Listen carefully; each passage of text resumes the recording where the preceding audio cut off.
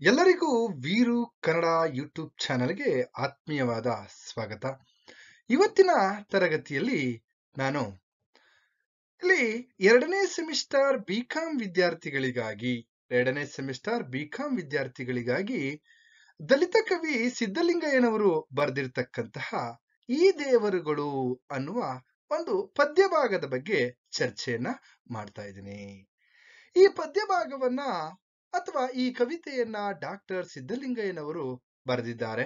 ಈ ದೇವರುಗಳು ಅನ್ನುವಂತಹ ಒಂದು ಪದ್ಯ ಭಾಗ ಅಥವಾ ಒಂದು ಕವಿತೆ. ಇಲ್ಲಿ ಈ ಆಶಯವನ್ನ ನಾವಿಲ್ಲಿ ಗಮನಿಸೋದಾದ್ರೆ, ಪದ್ಯ ಭಾಗದಲ್ಲಿ ಮೊದಲಿಗೆ ಆಶಯವನ್ನ ನೋಡೋದಾದ್ರೆ, ನೋಡಿ ಯಾವ ರೀತಿ ಪ್ರಶ್ನೆಗಳು ಬರ್ಬೋದು ಸರ್. ಹಾಗಾದ್ರೆ ನೋಡಿ, ಈ ದೇವರುಗಳು ಅಂತಕ್ಕಂತಹ ಒಂದು ಪದ್ಯ ಭಾಗದಲ್ಲಿ ಅಥವಾ ಒಂದು ಕವಿತೆಯಲ್ಲಿ ಯಾವ ರೀತಿ ಪ್ರಶ್ನೆಗಳು ಬರ್ಬೋದು ಅಂತಂದ್ರೆ, ಕಪ್ಪು ದೇವತೆಗಳು ಅಂತ ನಿಮ್ಗೆ 2 ಅಂಕಗಳಿಗೆ ಟಿಪ್ಪಣಿ ಇಲ್ಲಿ ಖಂಡಿತವಾಗಿಯೂ ಕೂಡ ಬಂದೇ ಬರುತ್ತೆ. ಹಾಗಾಗಿ ದಲಿತ ಕವಿ ಸಿದ್ದಲಿಂಗಯ್ಯನವರ ಬಗ್ಗೆ ಕೇಳ್ಬೋದು. ಹಾಗೇನೆ ಇಲ್ಲಿ 6 ಅಂಕದ ಪ್ರಶ್ನೆಗಳು ಕೂಡ ಈ ಒಂದು ಕವಿತೆಯಲ್ಲಿ ಕವಿತೆಯ ಭಾಗದಲ್ಲಿ ಬರುತ್ತೆ. ಯಾವ ರೀತಿ ಪ್ರಶ್ನೆಗಳು ಬರ್ಬೋದು, ಜನಪದ ದೇವತೆಗಳ ಮಹತ್ವ ಈ ದೇವರುಗಳ ಕವಿತೆಯಲ್ಲಿ ಹೇಗೆ ವ್ಯಕ್ತವಾಗಿದೆ ಅಂತಕ್ಕಂಥದ್ದು. ಅಥವಾ ಇನ್ನೊಂದು ಪ್ರಶ್ನೆ 6 ಅಂಕಗಳಿಗೆ ಯಾವ ರೀತಿ ಪ್ರಶ್ನೆಗಳು ಬರ್ಬೋದಪ್ಪ ಅಂದ್ರೆ, ಜನಪದ ದೇವತೆಗಳು ಭಕ್ತರ ಭಾವನೆಗೆ ಸ್ಪಂದಿಸುವ ರೀತಿ ಈ ಎಂತಹದ್ದು ವಿವರಿಸಿ ಅಂತಕ್ಕಂತಹ ಪ್ರಶ್ನೆಗಳು ಇಲ್ಲಿ ಬರ್ತವೆ. ಹಾಗಾಗಿ ಮೊದಲಿಗೆ ಆಶಯವನ್ನ ನಾವು ಗಮನಿಸೋಣ. ಒಟ್ಟಾರೆಯಾಗಿ ಈ ದೇವರು ಅನ್ನುವಂತಹ ಒಂದು ಪದ್ಯ ಭಾಗದಲ್ಲಿ ನಿಮಗೆ 10 ಅಂಕಕ್ಕೆ ಕಟ್ಟಿಟ್ಟ ಬುತ್ತಿ.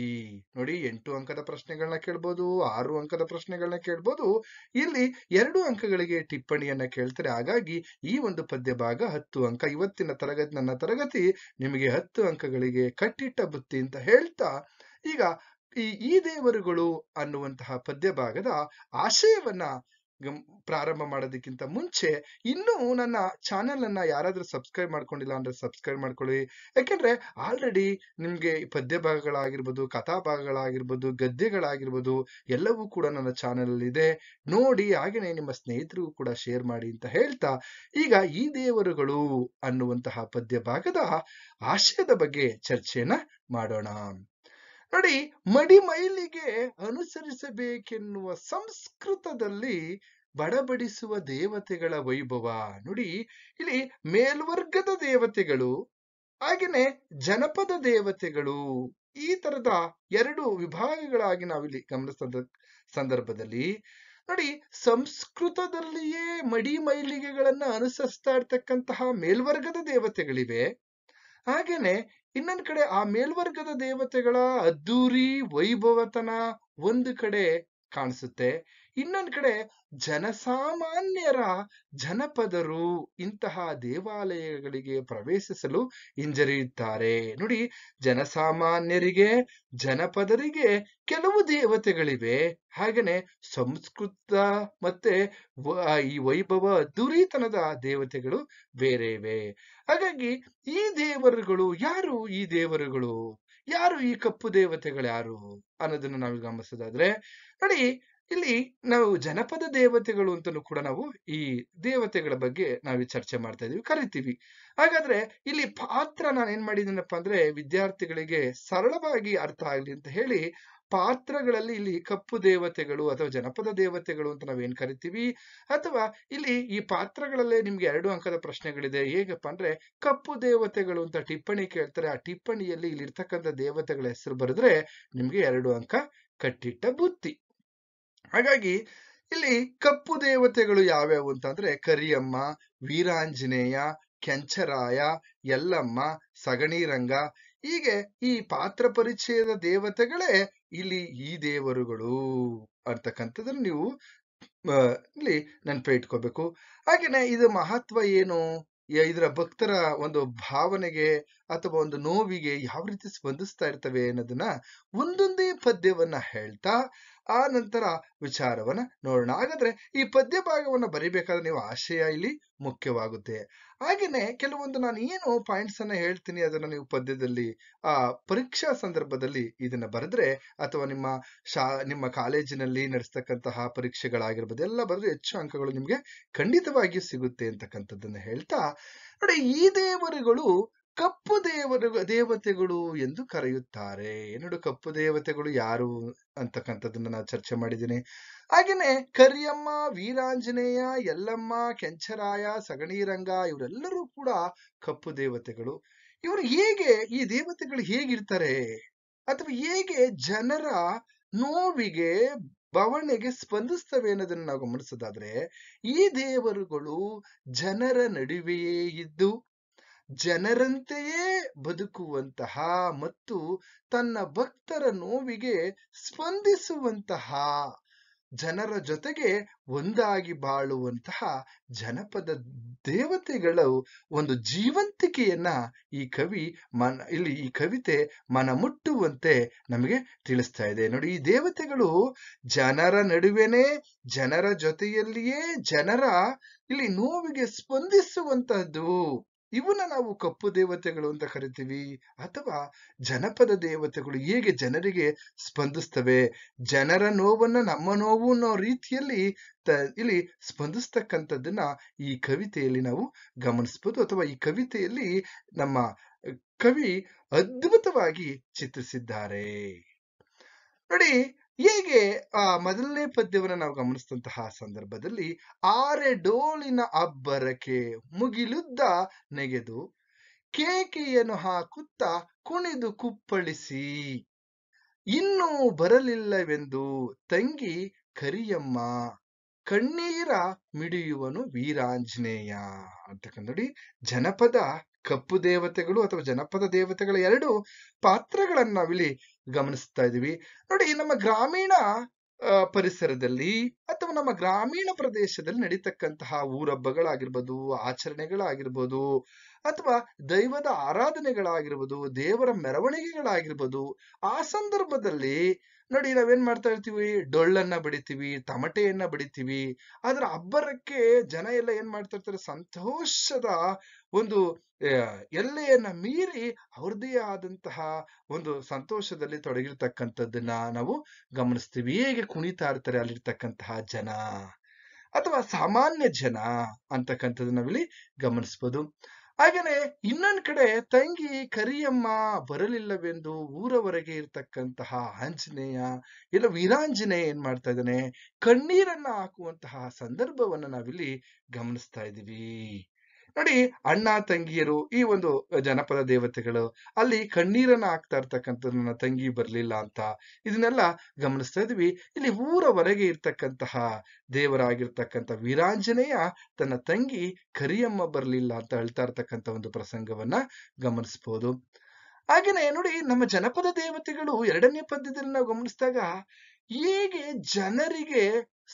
ಜನರ ನೋವಿಗೆ ಸ್ಪಂದಿಸ್ತವೆ ಅನ್ನೋದನ್ನ, ಅಂದ್ರೆ ನನಗೆ ಗುಡಿ ಕಟ್ತೇ ಹೋದ್ರೂ ಪರವಾಗಿಲ್ಲ, ನೀವು ಮೊದಲು ಸೂರನ್ನ ಮನೆಯನ್ನ ಕಟ್ಕೊಳ್ಳಿ, ಆ ನಂತರ ನೀವು ಚೆನ್ನಾಗಿದ್ದರೆ ನಾನು ಚೆನ್ನಾಗಿರ್ತೀನಿ ಎನ್ನುವಂತಹ ಒಂದು ಭಾವನೆಯನ್ನ ವ್ಯಕ್ತಪಡಿಸ್ತಾ ಇದ್ದಾವೆ. ಹೇಗೆ ಅನ್ನೋದನ್ನ ನಾವು ಗಮನಿಸೋದಾದ್ರೆ ನೋಡಿ, ಗಾಳಿ ಮಳೆ, ನೋಡಿ ಎರಡನೇ ಪದ್ಯದಲ್ಲಿ ಗಾಳಿ ಮಳೆ ಚಳಿಯಿಂದ ದೇವರುಳಿಯಲಿ ಎಂದು, ಗಾಳಿ ಮಳೆ ಚಳಿಯಿಂದ ದೇವರುಳಿಯಲಿ ಎಂದು ಗುಡಿ ಕಟ್ಟಲು ಹೋದ ಭಕ್ತರನ್ನು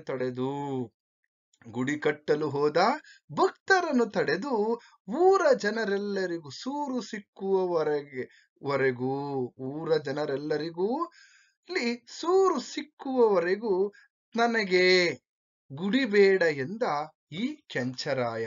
ನೋಡಿ, ಈ ಕೆಂಚರಾಯ ಅನ್ನುವಂತಹ ಒಂದು ದೇವರು ಅಥವಾ ಜನಪದ ದೇವರು ಅಥವಾ ನಾವು ಏನು ಕಪ್ಪು ದೇವತೆಗಳು ಅಂತ ಕರಿತಾ ಇದೀವಿ, ಈ ದೇವರು ನೋಡಿ ಯಾವ ರೀತಿ ಜನರ ನೋವಿಗೆ, ಜನರ ಭಾವನೆಗೆ ಹೇಗೆ ಸ್ಪಂದಿಸ್ತಾ ಇದ್ದಾನೆ ಅಂತ ನಾವು ಗಮನಿಸೋದಾದ್ರೆ ನೋಡಿ, ಮೇಲ್ವರ್ಗದ ಜನರಲ್ಲಿ ದೇವರುಗಳು ಏನ್ ಮಾಡ್ತಿದ್ರೆ, ಗುಡಿ ಗೋಪುರವನ್ನ ಕಟ್ಟಿ ದೇವರು ಮಳೆಯಲ್ಲಿ ನೆನೆಯದೆ ಬಿಸಿಲಲ್ಲಿ ಒಣಗದೆ ಇರಲಿ ಅಂತ ಗುಡಿಯನ್ನ ಕಟ್ತಾರೆ.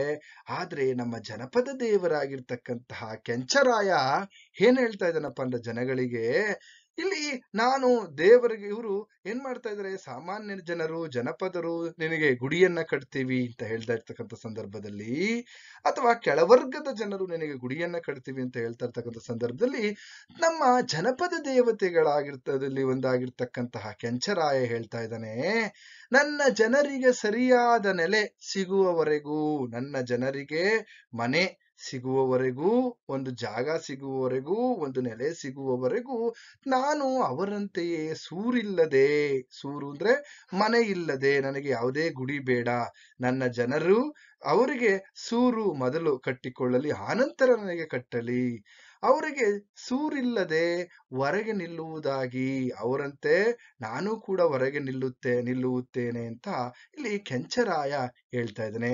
ನೋಡಿ, ಇಲ್ಲಿ ಕೆಂಚರಾಯನ ಈ ದೇವರು, ಈ ಕೆಂಚರಾಯ ಅಂತಕ್ಕಂಥ ದೇವರು, ಇಲ್ಲಿ ನಾವು ಗಮನಿಸಬೇಕಾಗಿರ್ತಕ್ಕಂಥದ್ದು ಸಾಮಾಜಿಕ ಸಮಾನತೆಯನ್ನ ಗಮನಿಸ್ತಾ ಇದೀವಿ. ನೋಡಿ, ಜನಪದ ದೇವರುಗಳಲ್ಲಿ ಅಥವಾ ಕಪ್ಪು ದೇವತೆಗಳಲ್ಲಿ ಇರ್ತಕ್ಕಂಥ ಸಾಮಾಜಿಕ ಸಮಾನತೆ ಇದೆಯಲ್ಲ, ಇದನ್ನು ನಾವಿಲ್ಲಿ ಗಮನಿಸ್ಬೇಕು. ಕೆಂಚರಾಯ ಏನ್ ಹೇಳ್ತಾ ಇದ್ದಾನೆ, ನನ್ನ ಜನರಿಗೆ, ಎಲ್ಲೋ ಒಂದ್ ಕಡೆ ನನ್ನ ಪೂಜಿಸುವಂತಹ, ನನ್ನ ಆರಾಧಿಸುವಂತಹ ಜನರಿಗೆ ಏನಾಗ್ತದೆಯಪ್ಪ ಅಂದ್ರೆ, ಅವರಿಗೆ ಇಲ್ಲಿ ಎಲ್ಲೋ ಒಂದ್ ಕಡೆ ಜೀವನ ಮಾಡೋದಕ್ಕೆ ಮನೆ ಇಲ್ಲ, ನನಗೂ ಕೂಡ ಈ ದೇವಸ್ಥಾನ ಗುಡಿ ಬೇಡ, ನಾನು ಅವರಂತೆಯೇ ಹೊರಗೆ ಇರುತ್ತೇನೆ, ಮಕ್ಕಳಿರ ಮೊದಲು ನೀವು ಮನೆಯನ್ನ ಕಟ್ಕೊಳ್ಳಿ, ಆನಂತರ ನನಗೆ ಅನ್ನುವಂತಹ, ನನಗೆ ಗುಡಿಯನ್ನ ಕಟ್ಟಿವಿರಾ ಅಂತ ಹೇಳಿ ಹೇಳ್ತಾ ಇರ್ತಕ್ಕಂಥದ್ದನ್ನ ನಾವಿಲ್ಲಿ ಗಮನಿಸ್ಬೋದು.